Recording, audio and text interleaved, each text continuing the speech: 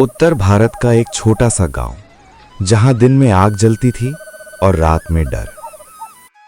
उसी गांव के बाहर एक टूटी हुई भट्टी के पास रहता था एक गरीब लोहार। लोहा पीटते पीटते उसके हाथ सख्त हो गए थे, लेकिन जिंदगी अब भी बेरहम थी। उसकी एक बेटी थी, शांत, जरूरत से ज्यादा समझदार। गांव के लोग उसे नाम से नहीं, लोहार की लड़की कहकर बुलाते थे।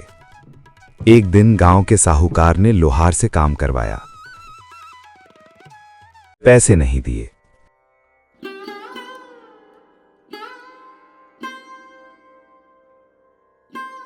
जब बेटी ने आवाज उठाई तो साहूकार ने ठंडी हंसी में कहा, ज्यादा बोली तो तेरे बाप की भट्टी बंद करवा दूंगा।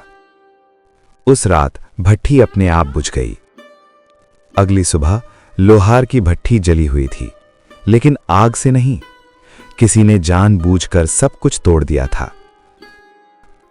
पुलिस आई, देखा और चली गई।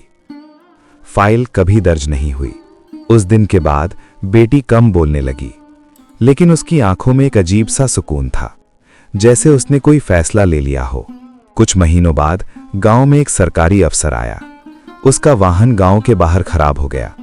लोहार ने बिना सवाल किए मदद की। अफसर ने बेटी से बात की।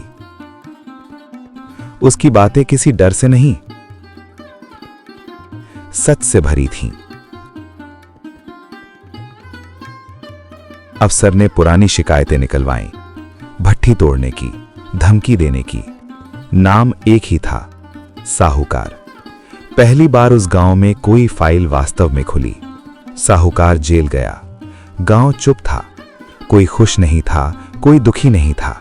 बस डर था कि सच इतने साल दबा कैसे रहा। अफसर की मदद से लोहार की बेटी पढ़ी। सालों बाद वो खुद सरकारी रिकॉर्ड में बैठी थी। अब फाइलें उसके हाथ में आती थीं।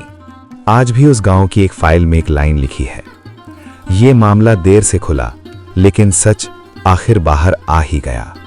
ये थी वो एक खूनी फाइल, जहां खून नहीं बहा, लेकिन इंसाफ के लिए डर जरूर मरा।